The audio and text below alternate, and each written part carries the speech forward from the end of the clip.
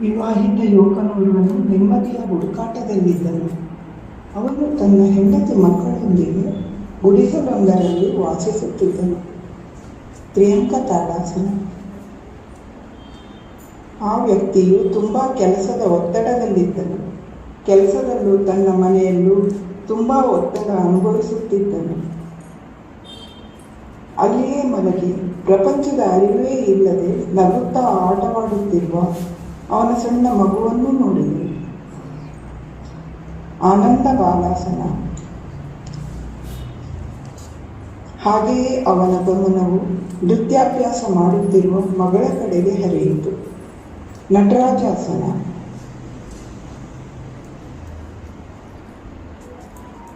ಹಾಗೆಯೇ ಮಲಗೋ ಕೋಣೆಯೆಡೆಗೆ ಅವನು ಇಣುಕಿದಾಗ ಅವನ ಪತ್ನಿಯು ಕೋಪದಲ್ಲಿ ಆತನೊಂದಿಗೆ ಜಗಳವಾಡಲು ತಯಾರಾಗಿದ್ದಳು.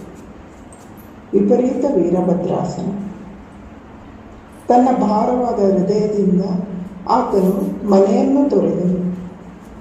ಅವನು ಎತ್ತರವಾದ ಪರ್ವತವನ್ನು ಏರತೊಡಗಿದನು. ಪರ್ವತಾಸನ. ಆಯಾಸ ನೀಗಿಸಲು ಬಂಡೆಯೊಂದರಲ್ಲಿ ಕುಳಿತನು. ಆಗ ಆತನ ಗಮನವು ಅಲ್ಲಿಯೇ ಬಂಡೆಯಲ್ಲಿ ಕುಳಿತು ತನ್ನನ್ನೇ ದಿಟ್ಟಿಸುತ್ತಿರುವ ಹದ್ದಿನ ಕಡೆಗೆ ಹರಿಯಿತು. ಗರುಡಾಸನ. ಅಲ್ಲಿಂದ ಹೊರಟು ಹೋದ ಅವನು ನದಿಯ ತೀರವನ್ನು ತಲುಪಿದನು. ಅಲ್ಲಿ ನೌಕೆಯೊಂದರಲ್ಲಿ ಕುಳಿತು ಆ ನದಿಯನ್ನು ದಾಟಿದನು. ನೌಕಾಸನ. ನದಿಯ ದಡದಲ್ಲಿ ಕುಳಿತು ಧ್ಯಾನಿಸಲು ನಿರ್ಧರಿಸಿದನು. ಅಲ್ಲಿ ನದಿಯಲ್ಲಿದ್ದ ಮೊಸಳೆಗಳು ಅವನ ಮೇಲೆ ದಾಳಿ ಮಾಡಿದವು. ಮಕರಾಸನ. ಅಲ್ಲಿಂದ ಪಾರಾದ ಅವನು ಬೇರೆ ಹಾದಿ ಹಿಡಿದು ಸೇತುವೆಯ ಮೇಲೆ ಚಲಿಸಿದನು. ಸೇತುಬಂಧಾಸನ. ಅಲ್ಲಿ ಶಾಂತ ವಾತಾವರಣವಿತ್ತು. ಅಲ್ಲಿಯೇ ಧ್ಯಾನಿಸಲು ನಿರ್ಧರಿಸಿದನು. ಆದರೆ ಅಲ್ಲೂ ಅವನಿಗೆ ಪಾರಿವಾಳಗಳ ಹಿಂಡುಗಳು ತೊಂದರೆ ಕೊಡಲಾರಂಭಿಸಿದವು. ಕಪೋತಾಸನ.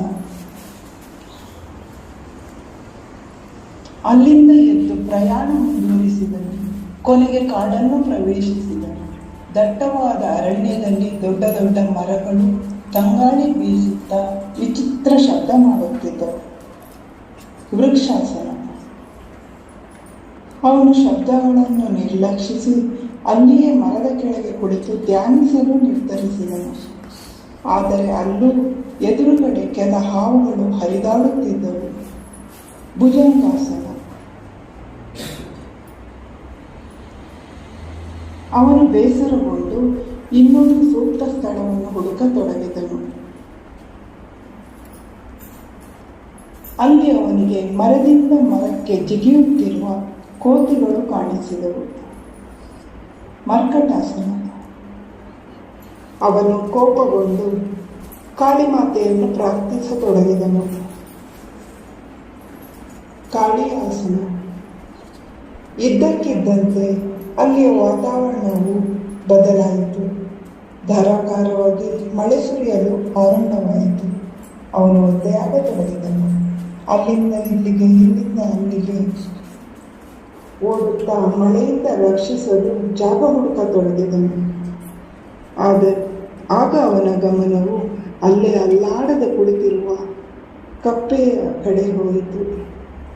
ಮಂಡೂಕಾಸನ. ಮಳೆಯ ನೀರು ತನ್ನ ಮೇಲೆ ಬಿದ್ದರೂ ಕದಲದೇ ಕುಳಿತಿರುವ ಆ ಕಪ್ಪೆಯನ್ನು ಕಂಡು ಅವನಿಗೆ ಆಶ್ಚರ್ಯವಾಯಿತು. ನಿಜವಾದ ಶಾಂತಿಯು ಆಂತರಿಕವಾಗಿರುವುದು. ಹೊರಗಿನ ವಾತಾವರಣ ಒಳಗಡೆ ಶಾಂತಿಯನ್ನು ಏನೂ ಮಾಡಲಾಗದು ಎಂಬುದು ಅವನ ಅರಿವಿಗೆ ಬಂತು. ಹಾಗಾಗಿ ಮನೆಯಲ್ಲಿಯೇ ಧ್ಯಾನಿಸಲು ನಿರ್ಧರಿಸಿದನು. ಮನೆಗೆ ಹೋಗುತ್ತಿದ್ದಾಗ ಮುಂಜಾನೆಯಾಗಿತ್ತು. ಹಾದಿಯಲ್ಲಿ ಸುಂದರವಾದ ಉದ್ಯಾನವನದಲ್ಲಿ ಬಣ್ಣ ಬಣ್ಣದ ಚಿಟ್ಟೆಗಳು ಹೂವಿಂದ ಹೂವಿಗೆ ಹಾರುತ್ತಿರುವುದನ್ನು ಕಂಡನು. ಬದಕೋನಾಸನ. ಹೂವಿನಿಂದ ಹೂವಿಗೆ ಹಾರುತ್ತಾ ಗುಯ್ಗುಟ್ಟುತ್ತಿರುವ ದುಂಬಿ ಅವನ ಕಣ್ಣಿಗೆ ಬಿತ್ತು.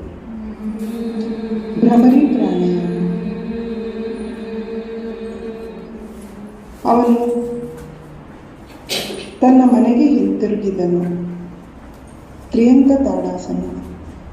ಅವನು ಹೃದಯದಿಂದ ಧ್ಯಾನ ಮಾಡುವುದನ್ನು ಕಲಿತನು. ಭಕ್ತಿ ಮತ್ತು ಪ್ರೀತಿಯಿಂದ ಧ್ಯಾನಾಭ್ಯಾಸ ಮಾಡಿದನು. ಅವನು ತನ್ನ ಮನಸ್ಸನ್ನು ಹಿಡಿತದಲ್ಲಿಟ್ಟುಕೊಳ್ಳುವುದನ್ನು ಕಲಿತನು.